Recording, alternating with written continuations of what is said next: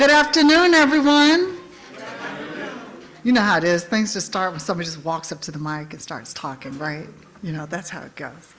So glad you all could join us today, and welcome to those in person and online. There are a number of folks who are joining us online. If you are able, y'all can come forward a little bit if you like, But, I know you're all comfortable having your sandwich. I know, but you don't have to. It's all good. But good afternoon and welcome here online again, and those in person to Howard University, and welcome to the amazing Founders Library. As you know, Thurgood Marshall crafted Brown versus Board of Education in this room. So there's a lot of history here. And as we hear the discussions today around data, AI, and Africa, think about how you can be a part of crafting that history, crafting that narrative, and how we can do things together in a way that really moves things forward to achieve, I'll say, real societal impact. So today's program, AI Data in Africa, the Future of Global Innovation, is not simply just a lecture. It was a statement of our purpose. The technologies we are discussing are already reshaping how knowledge is produced, how economies grow, how health and climate challenges are addressed, and how opportunities are distributed. The questions before us are clear. Who builds these systems? Who benefits? And how do we ensure that innovation is guided by equity, responsibility, and shared prosperity? Africa's leadership in this new era is indispensable, and Howard University, along with our friends from across the land and the seas, are proud to convene this conversation at the highest level. We are thereby deeply honored and welcome Dr. Uyi Stewart, Vice President of Inclusive Innovation and Analytics at the Mastercard Center for Inclusive Growth, and we invite him to join with us in that journey as we trudge forward together.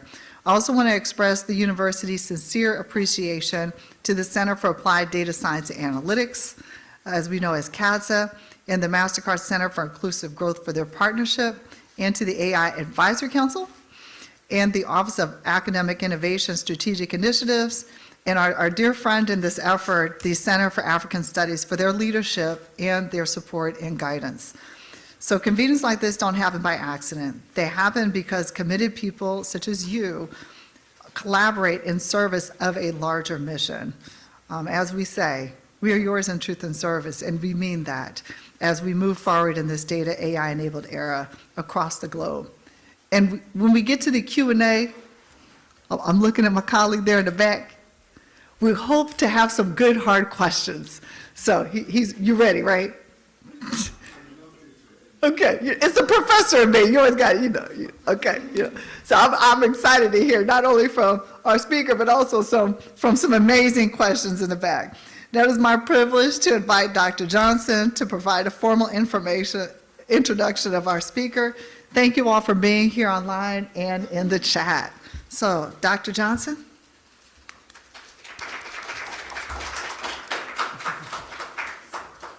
Do you have a slide? Okay, do you want me to introduce? Say some words. She's going to say a few words about her center and what this partnership means with the center in thinking about AI in the African diaspora. Thank you very much, Dr. Washington, and thank you all for joining us today. Those of us in the Howard community know that Dr. Washington has been super busy and keeping us super busy, going from events to events to events really over the past week or so, which is wonderful. So my name is Krista Johnson. I'm Director of the Center for African Studies here at Howard University and also a professor in the Department of African Studies.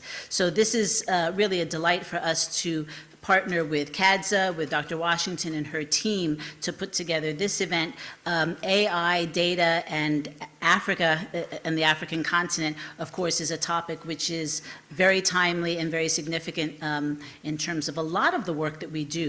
So we are very excited to have Dr. Uyi here to speak with us and to partner in this collaboration. We have a second event actually tomorrow, really kind of in some ways following on this conversation, which will be held at the Center for African Studies at 4 p.m., tomorrow afternoon. So we at the center, like I said, have a number of, I think, areas of specialization or growth areas. The interest in AI and African languages and the African diaspora has been a topic that really appeals to not only our faculty, but also our students, and has really been an opportunity for us to expand our network across the diaspora and to partner even further with African institutions on the continent. So we are excited to hear the remarks from Dr. Uyi and look forward to the conversation. Thank you.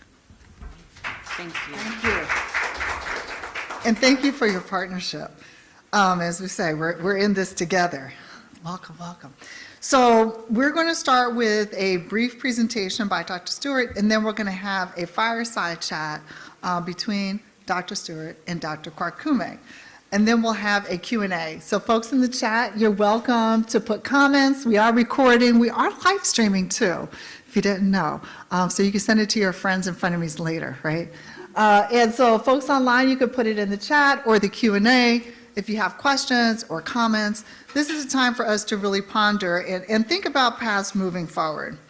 So Dr. Uyi Stewart, he's the Chief Data and Technology Officer at the Mastercard Center for Inclusive Growth, where he leads global strategy at the intersection of data, AI, and economic development, advancing large-scale initiatives that strengthen digital ecosystems and drive inclusive innovation across Africa and the global diaspora. And I'm just going to briefly, I'll embarrass Dr. Kwakume by singing her praises. I tell her I'm her biggest fan. I don't know. Do you believe me yet? Okay. She doesn't even believe she's also a datapreneur. So does really amazing work. So Dr. Amy Kwakume, she's a faculty member here at Howard University.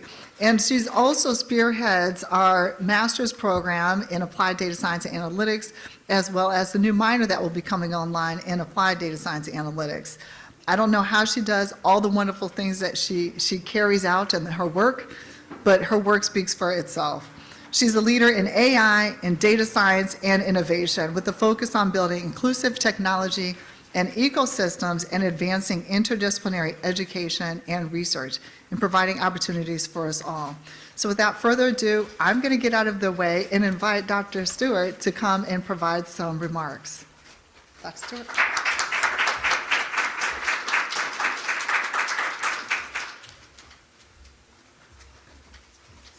Thank you. Thank you. Appreciate it. Good afternoon, everyone. Good afternoon. I am honored to be here. When Dr. Washington told me the significance of this room, my legs almost gave up. So it's truly an honor to be in this room amongst all of you. I'll keep the remarks short because I know Dr. A is ready for us to get into the fireside. But really, this century is Africa's century. But we have to take advantage of the opportunity that artificial intelligence presents. And that's why I'm excited that we're here today to talk about what are those opportunities, what is the headwind that the continent faces, and to be realistic with you as well, what are the challenges that we have in the continent, and to put a call out, what is the role of the diaspora, including esteemed university as Howard. So if you don't mind, I want to get out of the way so we get into it and discuss how we take advantage of the opportunity that AI presents.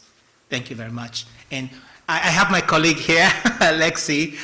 We both are from the Mastercard Center for Inclusive Growth. And I want to publicly thank Lexi for just spearheading this, putting this together. If you don't mind, please, a round of applause for Lexi, please.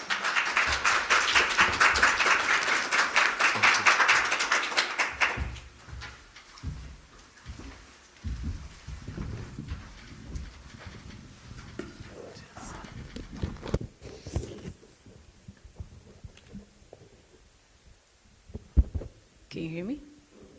HU? It's working. All right. Good afternoon, everyone. Again, my name is Dr. Miwa Kwakwame. I am joined by Dr. Stewart here for this wonderful discussion we should have about AI Africa and just everything, right? And I want to first start with a very tough question, hard question, very important to start. My mother is 70. She's from Ghana. How do I get her off of TikTok? Please. I'm joking. Let's get serious. So we're talking about AI in Africa, and really at the heart of both of our work is having this intergenerational global diaspora conversation. So I'll start with our first question about development. Looking at development.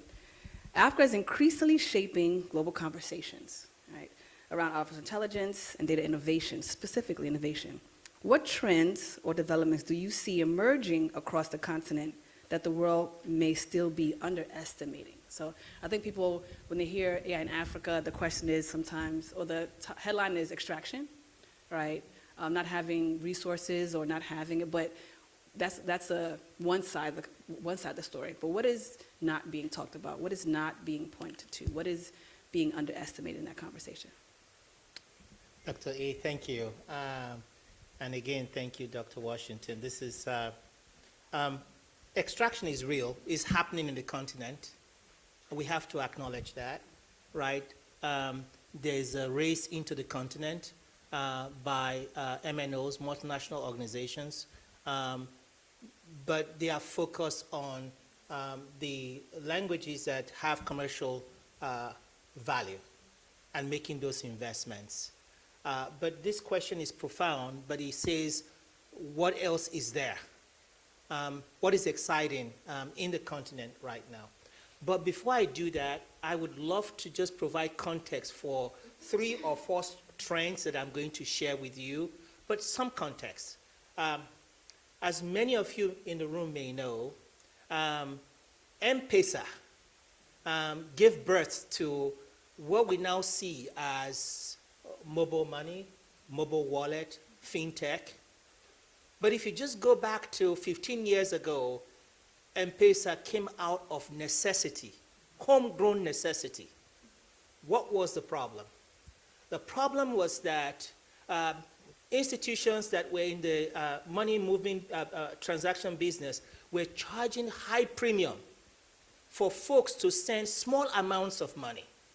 Now, let us be realistic here, right? Not everybody is wealthy. And so what was happening is that to send 50 bobs, which is less than $1, you pay almost 60 cents at a time just to send 60 bobs. What is going on?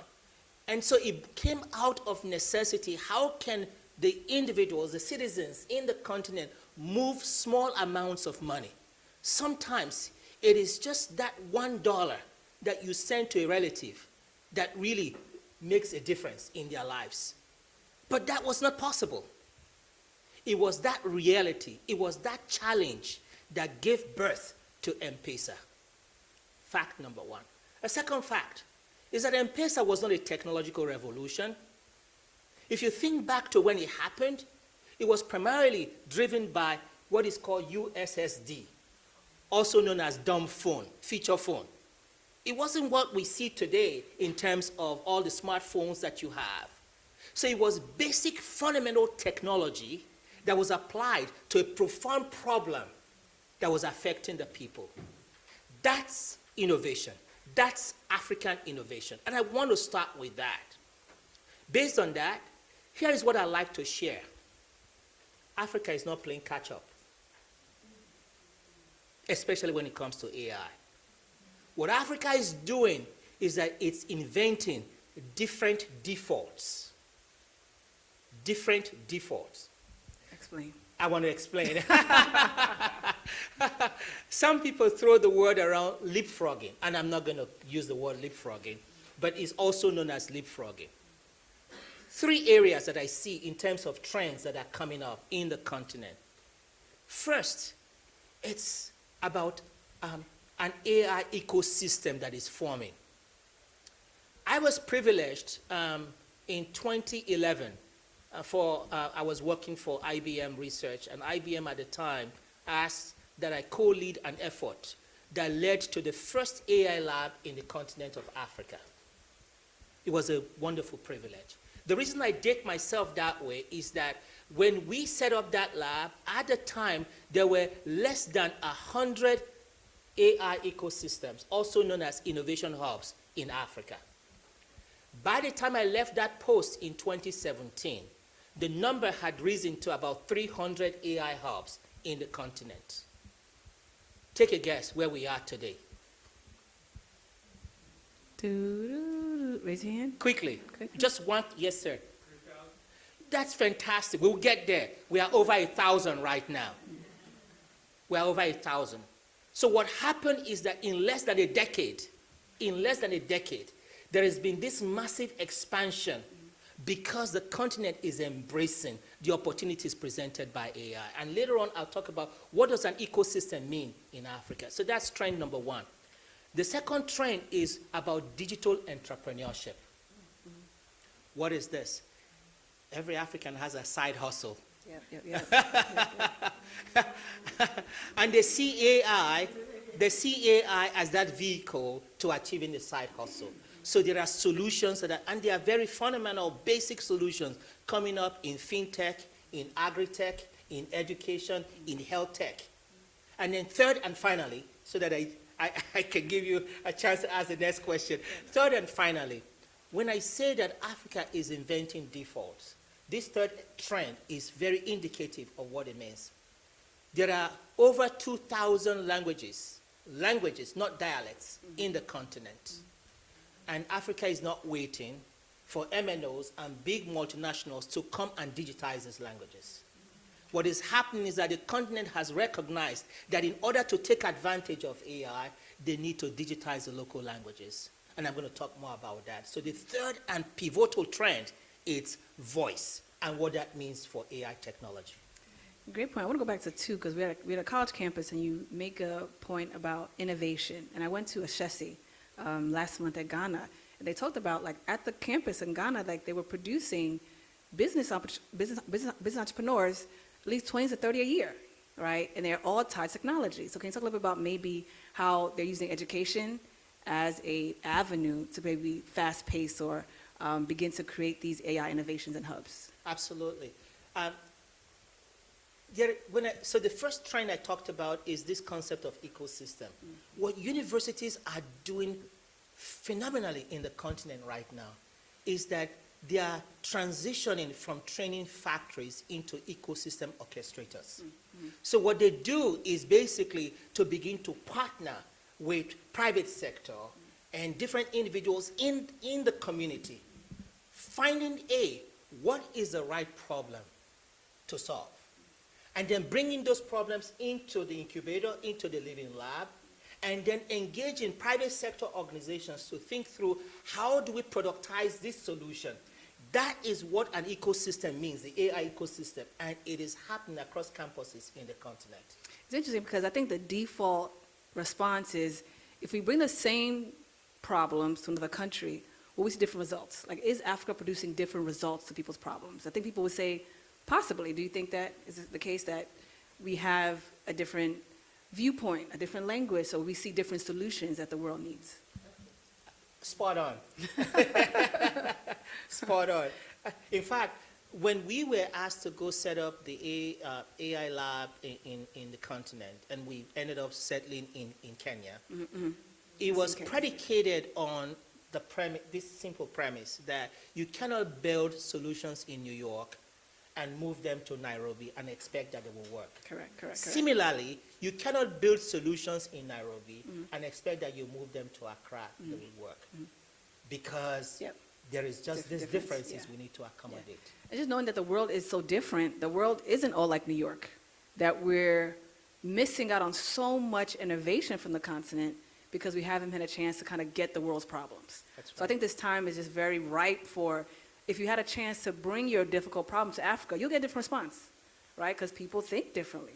The language is different. So plus tech, we see different responses. So I think, thank you for that. Add to that Sure. very It's a quickly? conversation. Let's go back and forth. Absolutely. So when I was in the lab, we were thinking of building a solution using hologram technology. You all know hologram. This was before VR, virtual reality, became a thing. And like I said, the partnership model that works there is really universities working with private sector, working with government.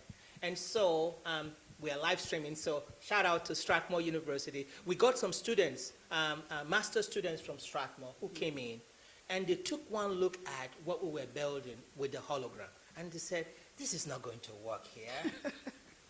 And what did they do? To your point, they basically went into the town and got a weigh scale. You know the scale? They got that and replicated the same functionality that we were trying to program on a hologram. Guess what received an uptake? Their solution, not ours. Now, I think there's so many questions that can be asked by the continent, and when you add tech, it just changes the game. So we're waiting for more. Next question. Yes, please. So you worked across industry, philanthropy, and in global development. I know you talk a lot about the continent, but also you have some work in the global south as well too. We'll talk about that. What does an effective AI innovation ecosystem look like, particularly in regions where digital infrastructure is still evolving? So people are saying AI, but we don't have a data center. People are saying AI and quantum, but we don't have Wi-Fi. So what does that look like for people who are just evolving on the infrastructure, but they're just also very in tune with coding and quantum, but they haven't seen the infrastructure part? If you want to expand. Absolutely. So I'm going to keep reinforcing my opening remarks that Africa is not playing catch up, that Africa is inventing different defaults. Look, we recognize in the continent, as you said, your question implies, that there are infrastructural challenges. Great. But you all know the adage, if you are given a lemon, what do? You make lemonade. And the continent has learned how to make lemonade. I give you two quick contrasts. When we set up the lab in 2011, we were thinking of the structure out here in the West. So we, big lab with, super high HPC, high performance computing, and all of that. I already gave you the example of students who came in and taught us that hologram is not the thing that will catch. Instead, you have to build solutions that are local to the community. The first thing I want to make is that the AI ecosystem in the continent think of it as a stack of mutually reinforcing capabilities. What do I mean by that? Dr. Crystal took me on a quick tour. I saw you have a maker space out here. And I want to use that as my analogy. So I was looking for reference points, right? When you go into an ecosystem, an innovation hub in Africa, it has a dedicated maker space. It has a voice studio. It's all in one. It's everything you need. It's about, here is a problem, and how do we solve that problem? And so within one space, there is every functionality that is needed in order to address and solve that problem. And that's why I say that the ecosystem in the continent is a stack of what? Mutually reinforcing capabilities. And within these ecosystems, they focus on at least three things. One, what is the right problem for the community? This is not always derived. It's not contrived either. It's out of co-creation by understanding what are the needs within the communities. One quick illustration, and I'll come back to my other 2 points. When we first set up the lab in Kenya, we came in with the mindset that the biggest challenge in Nairobi at the time was the distribution of energy, power. That's how we came in. And so we started to work on it, and we found out that that was not going anywhere because although power was most obvious as the need, but that wasn't what the people wanted. It was about ease of doing business in Kenya. So we had to recalibrate. That's listening to the community, understanding what does the community need. I know people throw the word around co-creation, but it's really a humility that you don't have all the answers. That the solution you are bringing should be one that addresses the needs of the people. So that's one. The second is there is no AI without data. But I want to underscore what I mean by data. is hyperscale, hyperlocal data. And no one is going to collect that for you. In fact, I'm speaking in a university setting here. That is opportunity for innovation. A lot of folks are still building AI models based on text-generated data, whereas majority of the languages in the continent are oral. Yes. There's a minefield for innovation. So the second point is about data.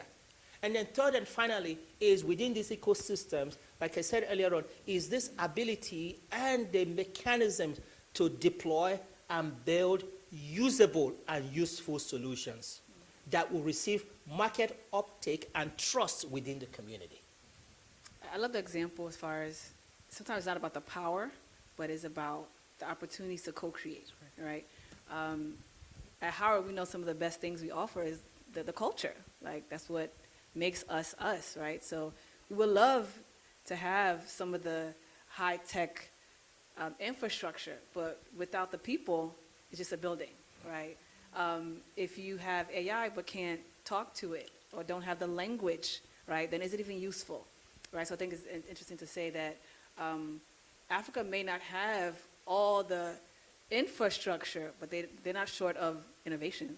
They're not short of creativity. Can I give you one quick example more? Sure. I mean, it's vibrant. It's how, look, the continent has its challenges, so I'm not going to paint a rosy picture. But we are talking technology here. And we are talking about a country, a continent that is beginning to reap demographic dividends when it comes to technology, right? For those, and I'm going to date myself here, a long time ago, before the ubiquity of mobile phones spread around the continent, we used to go to, a location. I see someone smiling, because only one individual in the community will have a phone, right? Yeah. But we were able to stay connected, again, using the community model. There is one available connected system, and we all use it. Guess what is happening to overcome the infrastructural challenges? People are sharing. That folks are beginning to use edge technology to build internet kiosks where they share and build solutions. We're going back to our roots again, and it is working. Yeah, I think the idea of privatizing technology is not the thing. Like, Africa is sharing. Countries are sharing. If you go to a party and nobody's there, that's not a party. That's you by yourself. The party starts when everyone gets there. That's right. Right? So I think Africa is tapping into the sense of, like, if we are to begin to make moves in development, that we'll go back to our cultural notions of sharing, That's exactly of right. allowing tech to be open to everyone. So I definitely like that example. To go back to question 2 a bit, do you feel as if, or how do you think infrastructure should be addressed? I think that's I think we're not saying that Africa doesn't need, I know when the whole Twitter thing in Africa, like the Twitter hub kind of got closed, like it hurt because infrastructure was being put in, that was being taken out. How much of a priority should infrastructure be talked about, I think? It's a loaded question. So I give you a negative example with infrastructure, which basically parallels what you just said. So in one of the countries in the continent, which should not be named in this context, they had received cloud deployment, cloud instance, and on that cloud deployment, there were some HR solutions that were implemented. And unfortunately, there was an error which originated from a system outside of the continent. And that error shut down all of the HR-related stuff. And the implication is that an error that is triggered externally can actually have implications within the continent, within the nation. And what that has resulted in now is this new arms race around what is called AI sovereignty, which has its strengths, but also its weaknesses. So what is AI sovereignty? To your point, to your question, which is, you know what, you cannot come and mess up things in my country, right? So we're going to take control of the systems that make us function, which is great. But that also is shutting out innovation, is shutting out data collection, is shutting out the very essence of Ubuntu that we talked about earlier on, which is the sharing. Yeah. And so there is, we haven't found the middle ground, but those are the pros and cons that is happening when it comes to this kind of scenario. I think even with that conversation, how many people remember Carl Kanai and FUBU? FUBU, for us, by us.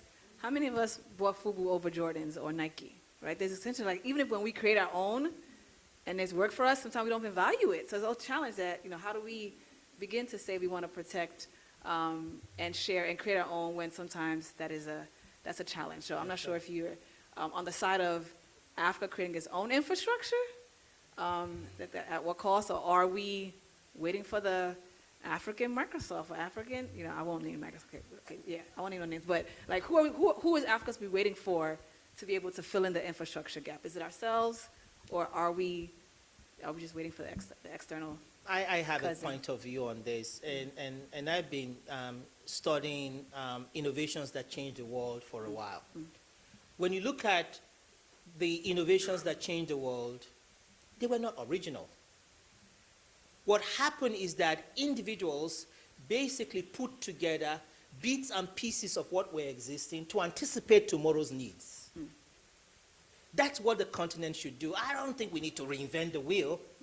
What we need, and I'm speaking to an audience in this room, and I go around the world sharing what I just shared now, which is that that game changer of tomorrow, the parts already exist today. Now think about the printing press. The German guy, Johannes, he's credited in the 15th century as inventing the printing press. But the parts for the printing press were already existing. What he did, the ingenuity, was the brilliance to bring it together. China already had a printing press 2 centuries earlier. That's what the continent needs. I don't think we should be bullish and say we got to create our own technology. It exists. The brilliance and innovation we need right now is how do we bring it together, localize it, and make it work to solve problems that are germane to our community. Okay, I agree. I couldn't get a hand up for that one. I agree. Yes. I have a question. Okay, I'm sorry. I don't know how either. Okay, can I be with your computer? I'll take one, then I'll take your computer. So interesting. I think when we talk about innovation, the Albert Einstein's example, exists, but a lot of innovation we see now with AI are young people who are just in their room, in their house, in a class, on this campus, just creating a need that they have using AI. Now the thing is vibe coding. Like people just doing a whole lot of stuff, right? So when it comes to talent development or innovation development, and we know that's central to this AI leadership. Like those who are creating their own are now the leaders, right, in this ecosystem. What role should universities play in preparing the next generation of data scientists and AI leaders across Africa and the global diaspora? And I want to say that are we just looking at universities in just those who attend, or the university as just in a space too? Because we have people who go to Howard but don't go to Howard, right? They have IDs but don't have IDs, but they know that Howard is a space where they can get this vibe coding, they can get this spark, so the space is open to students, faculty, community at all. How do you see that in Africa, and how does that help us also create more leaders in this space? That's a fantastic question. And again, I spent my time, because I knew what I was going to be talking about here, so thank you for the tour. Howard is already doing what we hope will happen with African universities. And so in the brief tour, I heard things like, I saw the makerspace.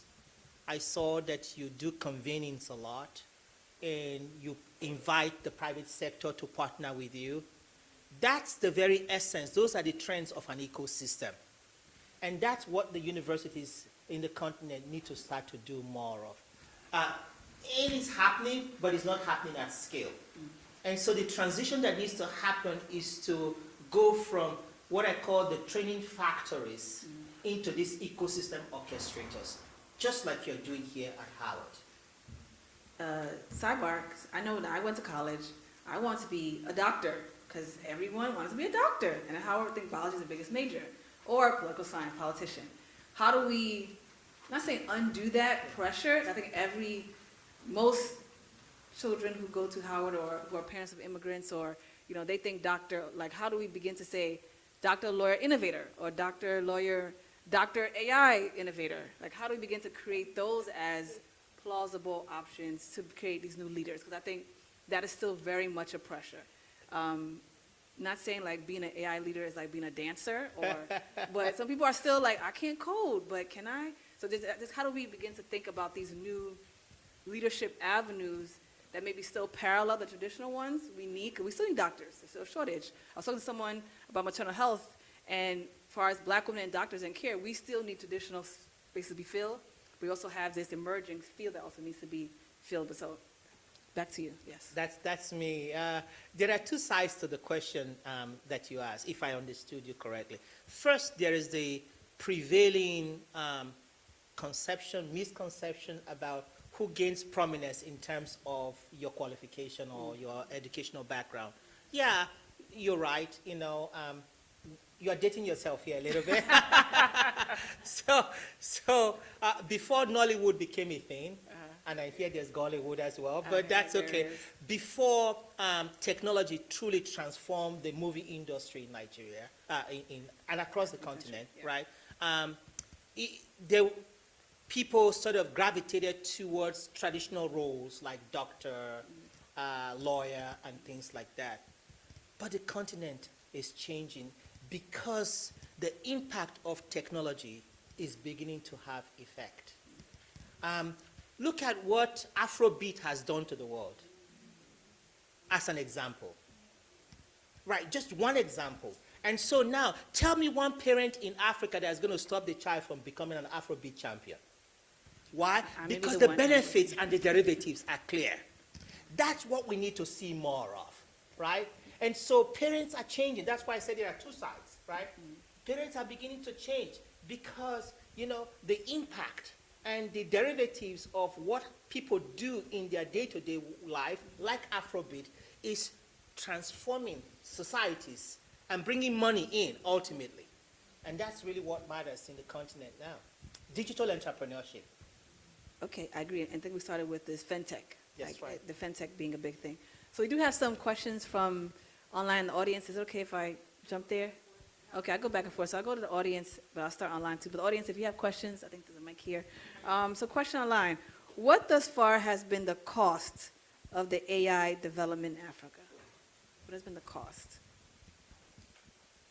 Is that, that's a loaded question. Is the cost in terms of money or cost in terms of extraction, cost in terms of the widening gap between the haves and the have-nots, the cost in terms of our inability to get our act together for a continental governance?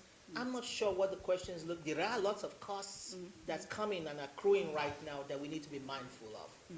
Okay, so I agree with all those, and even the cultural costs. That's right. So I think when That's right. AI technology has also opened us up to other options and viewpoints of the world That's that some may say the culture is also being impacted That's at a exactly cost. right. Profoundly. So, okay, good question. Audience, if you have, audience question. Okay, and I'll go introduce to- yourself. back to Short question. Dr. Lamia. I am from Cameroon. And this is very significant. I'm just from the continent. Traffic in Nairobi, traffic in Kampala.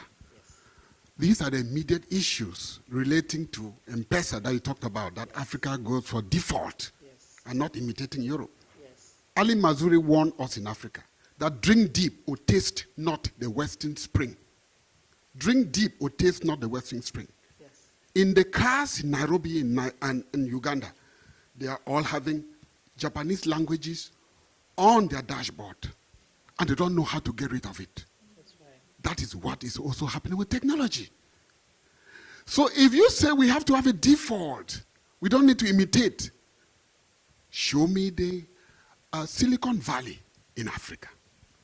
We have a Silicon Valley, Jiangguangguan, in China.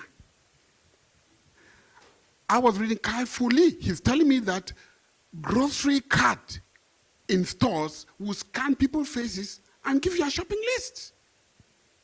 In China. That is their need.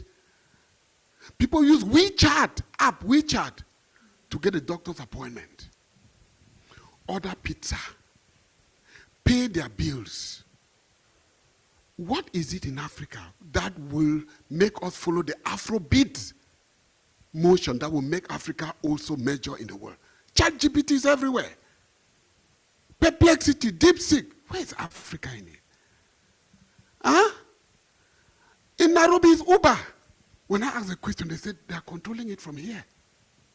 Where's Africanization? No, these are questions. With all these big names, even with social media, Instagram, TikTok, where's Africans on? We're falling behind. These are the things that worry us, my brother. I hear you. Thank you. So he has a different, he thinks we're behind. actually, you're I not? do have an answer. Okay. Because and it's personal, and I mentioned earlier on that in 2011, I had the honor of my life to go and set up the first AI lab in the continent of Africa. And that for me was not a job, it was almost like a mission, because when I left my home country, they were in laboratories, so we all had to go abroad. But as I speak today, there are hundreds of PhDs who are working in the lab that I helped to set up, which I didn't have opportunities for. Here is what we are missing. I think I just want to cut to the chase. Is scale. Innovation is happening. I challenge you on that. Innovation is happening, and I can speak to what I personally have done to spearhead innovation through money, philanthropic money. But what has not happened is to achieve scale. Let me give you one more example of something I personally have done. Many in the room may know of an organization called Data Science Nigeria. When I was with the Gates Foundation, I used Bill and Melinda Gates' money to set up a visionary concept about how innovation can percolate across the continent. Today, Data Science Nigeria is training millions of African students that I would never meet. What we need is more scale. Things are happening. Can we come together and not be fragmented and unite our forces? I gave an example of language earlier. It's a landmine. It's an opportunity. 2,000 languages. But do you know where the interests are? In the big ones. In Twi, in Yoruba, in Swahili. What about the 1,900 languages? And that's the point you are making. What I'm asking for, and you can hear me screaming because I said it's personal, is more. We need to start doing and collectively so that we can transform the continent. Now, also after a comment as far as to say we want the African Uber, or let's say African Amazon, or African, is that also absent of what Uber does?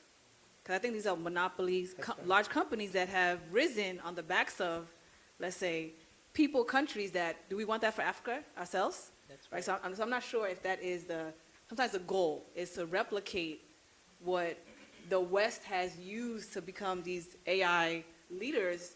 If it's not us, you won't see it. It may look different, right? But I agree. I think there's a sense of, do we have our own way to deal with traffic? That's right. To deal with communication? That's right. But I'm not sure if it looks like an Uber, that it's us. Because Uber is, in its structure, in this capitalistic sense, has its ways of growing. So I just want to add that too as well, that it may just look different, but I think at the end, we still have to solve the problem.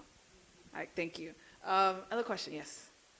All right, my name is Masaki.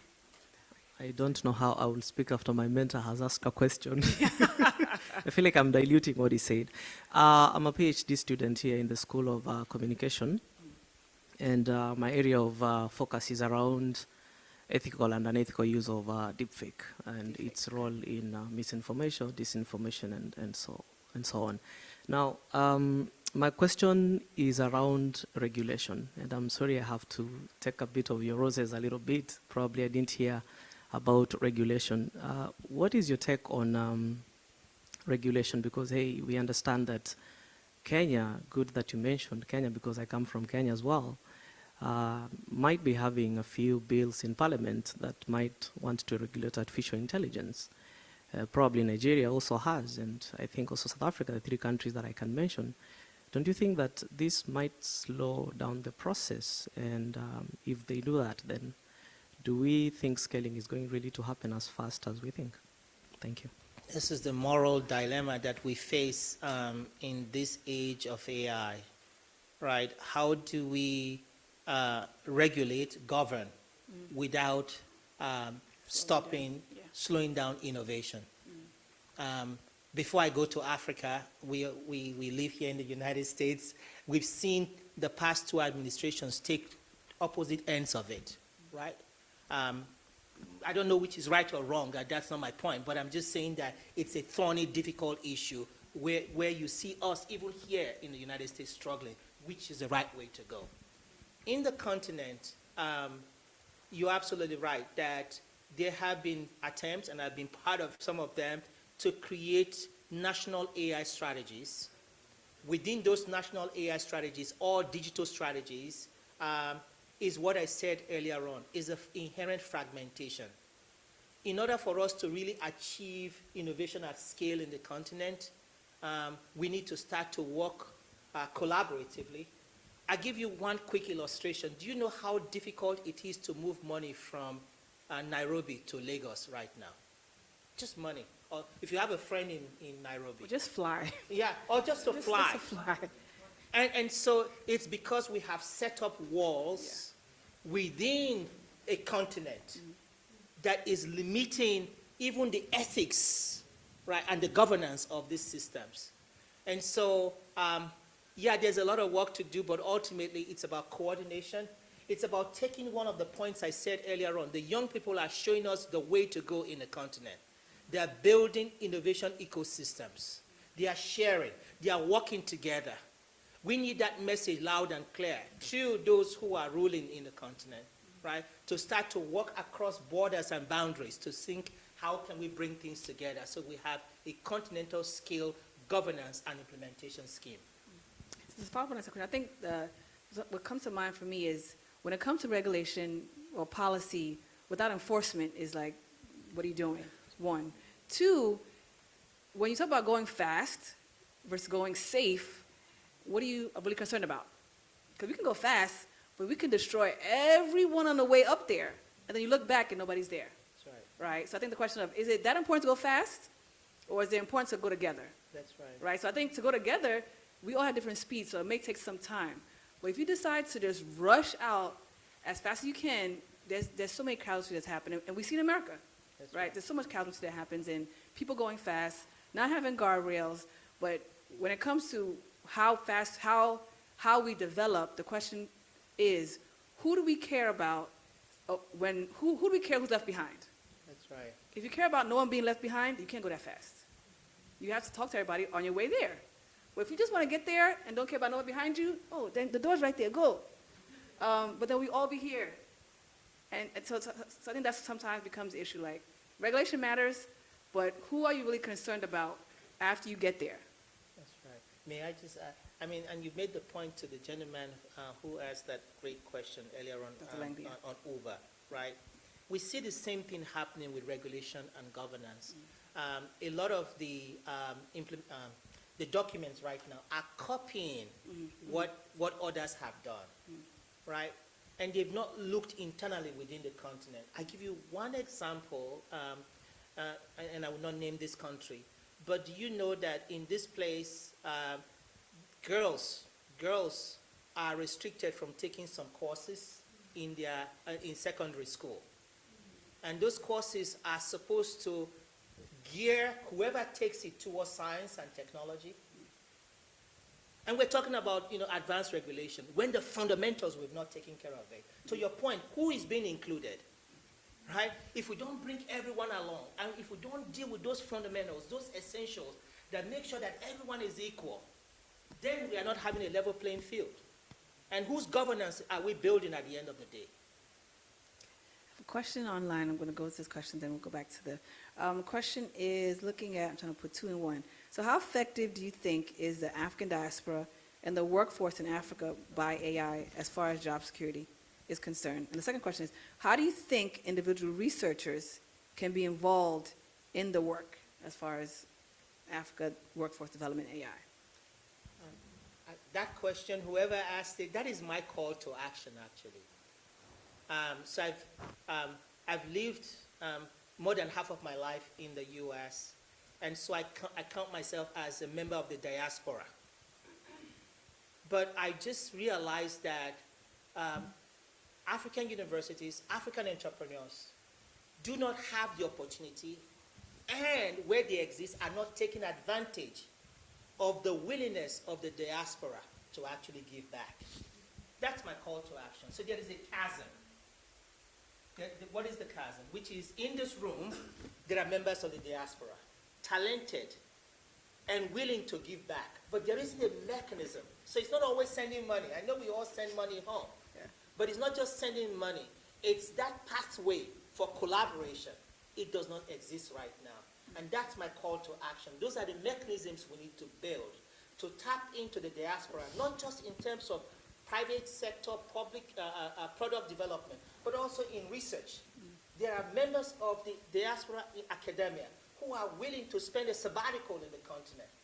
Where is that process? How easy is it to actually go spend a sabbatical in any of the leading universities? It's like pulling teeth. So we need to fix that and tap into the diaspora and the strength and the ingenuity that exists here. I agree. I would love to go to, I won't say. Yeah, I'm ready question? too. Yes. I'm ready too. It's my call to action. Okay, question? Hello, my name's Zena Collins. I'm a culture change and emotional intelligence skills trainer.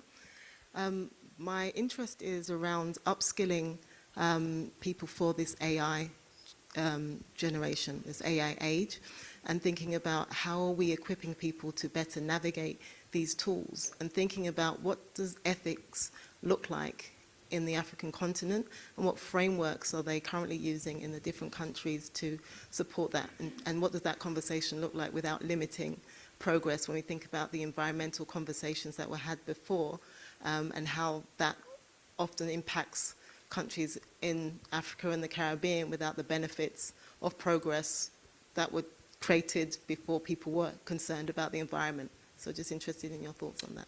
Brilliant. There are two questions, if I understood you correctly, two questions in there. First is the impact of this amazing technology on the environment, and what's the continent's point of view. And actually, I have good news for you, that the continent is ahead of the rest of the world when it comes to the impact on the environment. The second point or question in your comment is around upskilling. What are we doing, right? So let me take the upskilling first because it's an important one, and we need to reimagine how we build capacity, right? I just, before joining the Mastercard Center for Inclusive Growth, as you know, I was at data.org, where the mission is to train 1 million purpose-driven data scientists around the world by 2030. And that's an honorable mission. But because of ChatGPT and Claude and all of these systems, the way we train and the way we acquire knowledge is changing. Knowledge is available now, not in the way it was conceived when that vision was set up. And that's what I mean by we need to reimagine how we do capacity building. Because knowledge is available. How do we now capacitate those who are learning to actually acquire knowledge? I don't have the answer, but that's what we need to do. That when it comes to upskilling, what worked 2 years ago is no longer working. Why? Because knowledge is available, right? How do we now tap into these systems that are bringing knowledge? In the African scenario, there is a challenge. The challenge is what I said earlier on, 2,000 languages. How do we digitize these languages so that folks can actually learn in the local language? That's an open opportunity, right? And then on the environment, very quickly, let me wrap up on the environment. This is one of, I didn't say this earlier, but this is where the continent is really ahead of the world, honestly.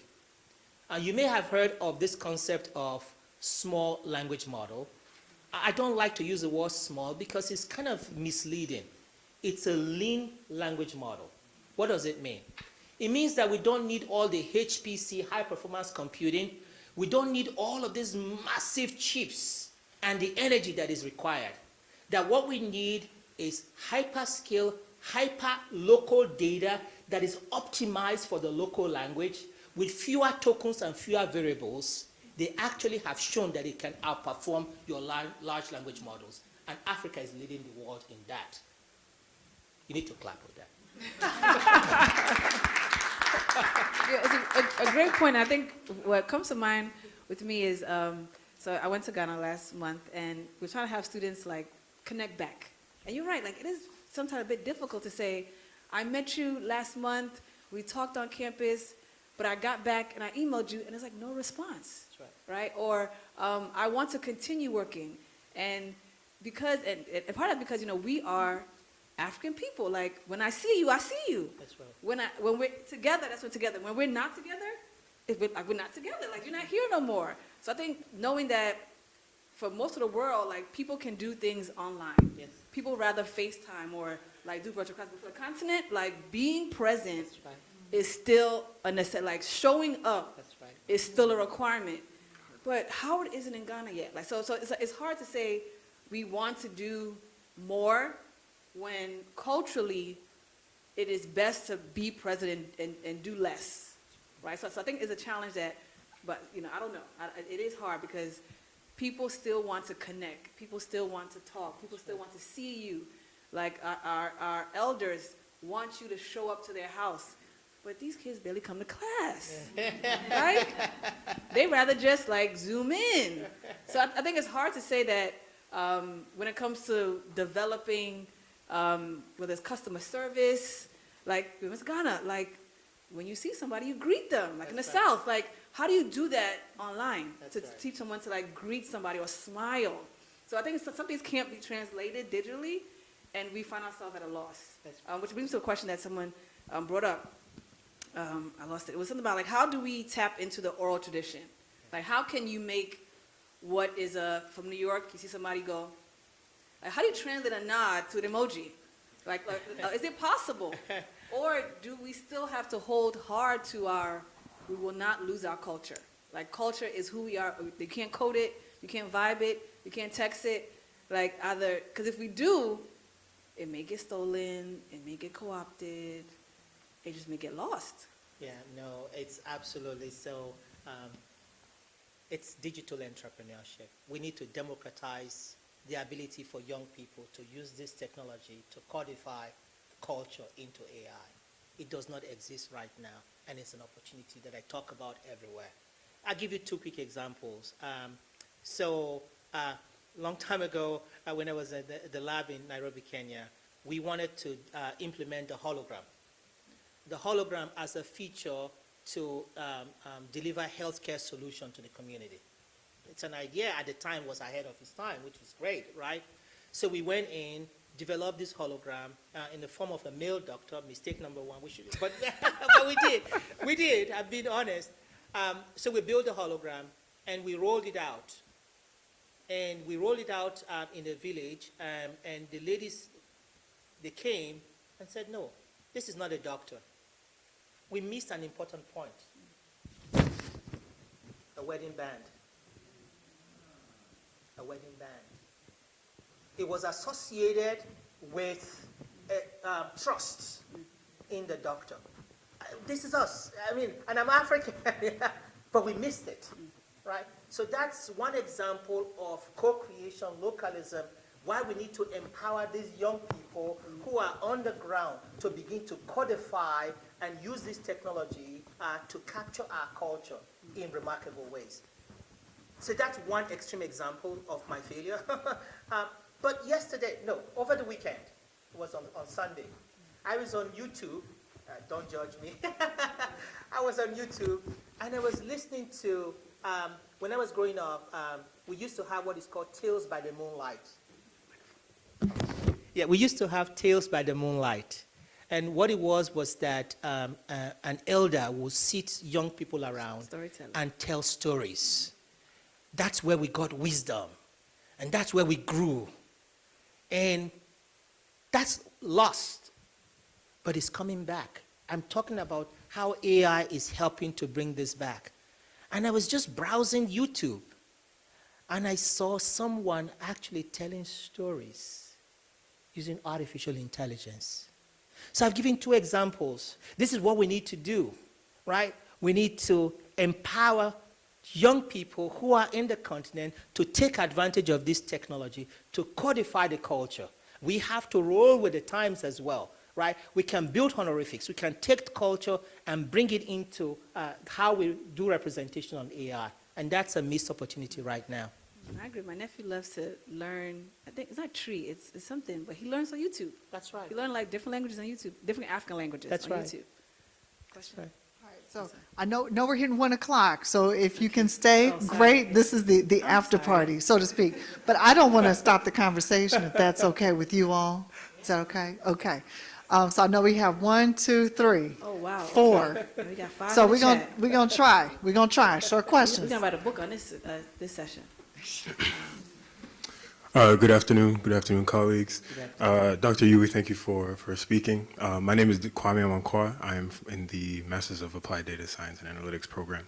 So you speak of Africa in the abstract today, and so historically we've been at the center of so many of the things that the world runs on. If not for Africa, the world would quite literally fall into flames. You know, the oil in Nigeria and Angola, diamonds in Sierra Leone and South Africa. How do we ensure that the value that innovation is bringing to the world actually goes into the hands of, you know, people like my cousins in Kumasi and not into the pockets of, you know, oligarchs in high rises in Lagos? Yeah. We have only easy questions. Yes, I can respond. But Kwame, I didn't speak of Africa in the abstract. I thought I was very clear. I gave so many examples of what I've seen in the continent, right? So for me, it is real. But to answer your question, it's really about how do we implement digital entrepreneurship for young people. My passion is really about workforce and employment for young people. In Africa, you may have seen the statistics. The universities graduate about, I think, 12 to 14 million people every year. But there are only 3 million opportunities that private sector can create. That's my passion. That's really why I joined the Mastercard Center for Inclusive Growth. It's about how do we promote economic opportunities, especially for those who are marginalized and vulnerable. And the answer is digital entrepreneurship. Yeah, and I think one of the challenges that you raise is that some people are getting it, but not all. So how do we open the door, make it wider, right? And I think it is a challenge because so many are graduating, but they're not opportunities. So how do we create more opportunities? That's more, and I think that way, that will shift the scales a bit, but it is hard. It is hard to make more opportunities when the population is growing so fast. That's right. And the infrastructure is also at that same Can pace. I explain? Maybe I left it on a cliffhanger. So digital entrepreneurship really is about capacitating individuals with the tools that they need, and most of them are open source, to be honest with you. But oftentimes they are all over the place. And so goal number 1 is to identify what are the relevant open source materials that are out there, bring them into an environment where they are accessible, maybe the community kiosk that I talked about, that's number 1. And then number 2 is what do they need to create solutions? So in this era of no-code or low-code AI, how do we reimagine how we train young people so they don't have to go through 8-9 months of learning Python when they can basically voice over their solution onto the system and it spits out a solution? Are you getting my drift? That's what I mean by digital entrepreneurship. I don't want to give it all away because that's what we are working on. And that's how we want to your point, yes, it's hard work, but it needs to be done. And there is an opportunity to make it happen. And I've just given a few examples of what we need to do. I agree. Okay, so no more comments from me. Questions There from were you all. two. There were two. 3 more. 1, 2, 3. 3. And I apologize on Zoom. If you were here, I would take a question, but There's some online too, but yes. Hello, Yusuf Enriquez. I run a small startup company called Indigenous Bio. Startup, entrepreneur. I'll say what I've seen to your point.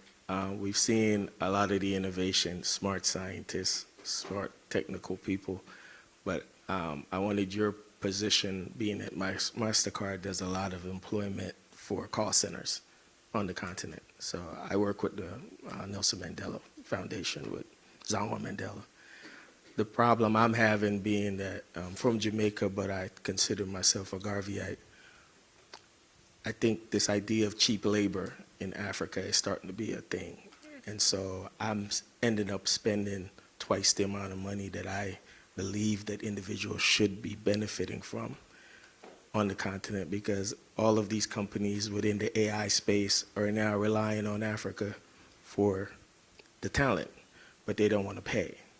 And so I wanted your position on that, being that you do a lot of work with the youth and employment, on how we rectify that, because I'm intentionally paying my AI and tech guys in Africa twice the amount of money that the local, they call it salary for an individual. Absolutely. That's an important point, and it builds on your question earlier on about ethics and governance. And I admitted that there's a lot of extraction that is happening in the continent, and not just in terms of poor wages, but also what the young people are exposed to as they label data. They are asked to label some horrible data sets, right? And so this is calling into attention the need for greater scrutiny and governance. I can speak for the organization that I work for, and part of what we are piloting right now is, it's often called the future of work, but we don't like to use that phrase, right? It's really, how do we get young people to take advantage of AI, but more importantly, to be paid fair wages. So we have a partner that we're working with.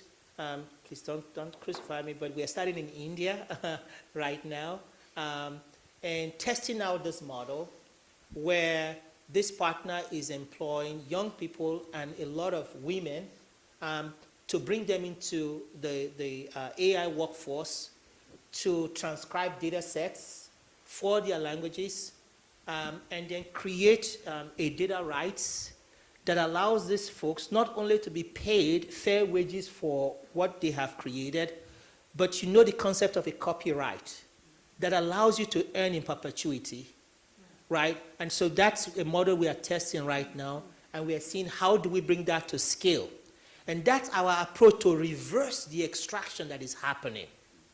You know, but that's going to need the ecosystem that I talked about, right? Because what's happening right now, Google goes in, IBM goes in, Microsoft goes in, they talk to different individuals and they collect data. What we need to do is to create an ecosystem on the ground so that the negotiation is not fragmented, right? And therefore you have a platform for consistent remuneration and for consistent accountability. That's kind of what we are working on right now. It's a process, but I believe in the process, and that's what we're diligently working through. Two more, if that's okay. Sure. Good afternoon. My name is Enes Brim, and I'm a recent pre-med graduate from Howard University, born and raised in the DMV by way of Morocco. And in our culture, it is encouraged to be able to give back to our home and to our family.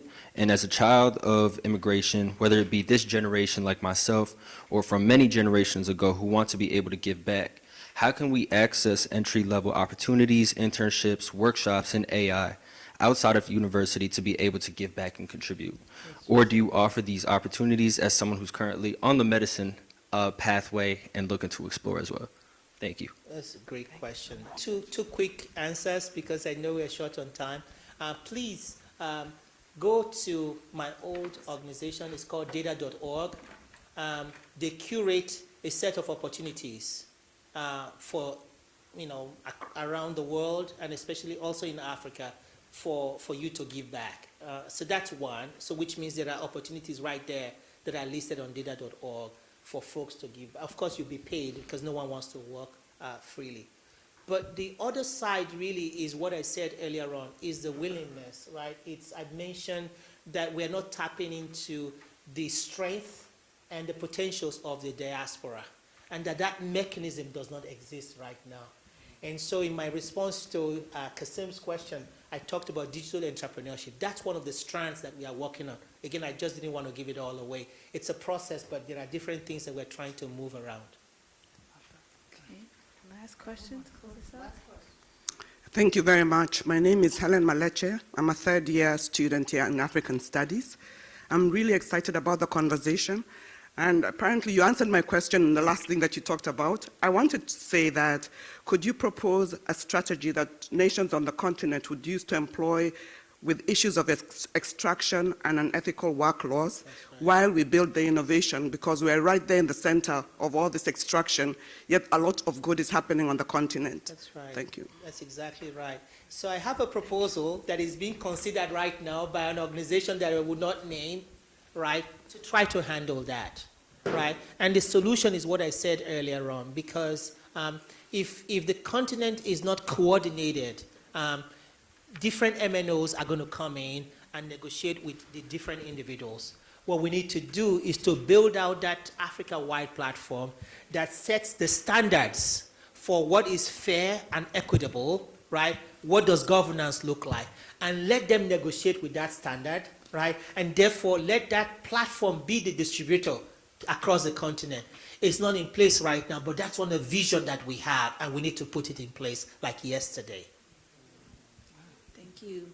I have one closing comment. I want to say first thank you to Mastercard, because we look at the data science program that is an online program, global program. We have students from the continent, students from the Caribbean, all in our program, and that's because of the support that we receive from Mastercard around AI, data science, and just having our students, whether taking a free boot camp or a workshop or getting a degree, has been in the support of Mastercard. So we're just excited about how we're working together to kind of meet some of these goals. So in doing study abroad and working with departments, Mastercard has been a great partner in us meeting some of these concerns we all have about how to work together. So the last thing I have, if you want to close upon, what's next?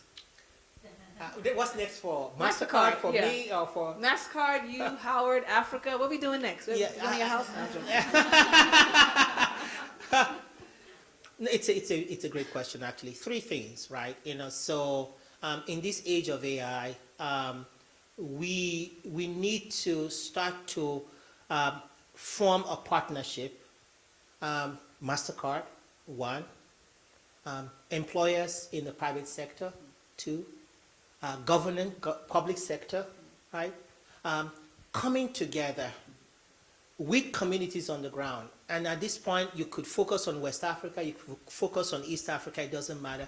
But it's coming together to co-develop and co-create partnership models that do two things. One, create the best products. The best products. When you bring those partners together, you're actually optimizing for the best product. But secondly, to create placement opportunities. I go to bed thinking about how do we get our young people to work in this age of AI, right? So that's one. That's what's next.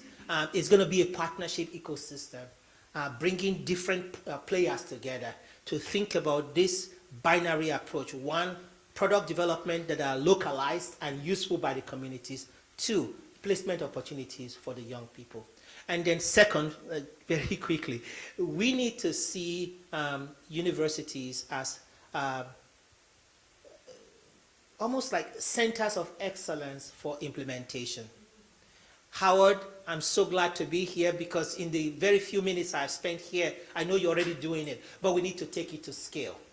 Right, we need to use the Mastercard platform, the convening power, to bring others in to see that one size does not and should not fit all. And that what we need is a platform approach. That way, because we want to go far, we go together. Great way to end. Thank you so much, Dr. Stewart. It's been an awesome conversation. Yeah, we look forward to what's next. And by the time you come back next year, We'll have some evidence for sure. We'll have some evidence. Thank you so much. I'm looking forward to it. Thank you. Thank you. And thanks to everybody for coming. And to answer your question, if you do a search for CADSA on LinkedIn or search for either Dr. Kwarkumi or myself, follow CADSA on LinkedIn for more opportunities. We have a ton of data science workshops that are free. You can log in and learn.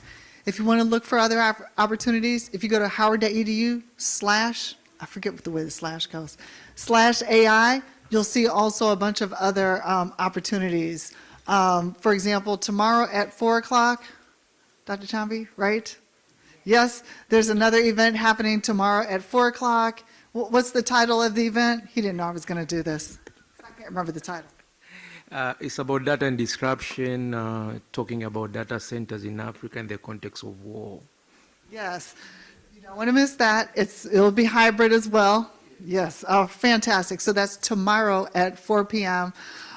See Dr. Chambi for more information or myself. And then also on Thursday, Dr. Latanya Brown-Robertson is hosting a COAS AI symposium that will be all day. So the conversation continues, and we are thankful to do this work with you. And thank you for gracing us, both of you, and thankful you for your partnership with Mastercard. Thank you. Have a great rest of your day.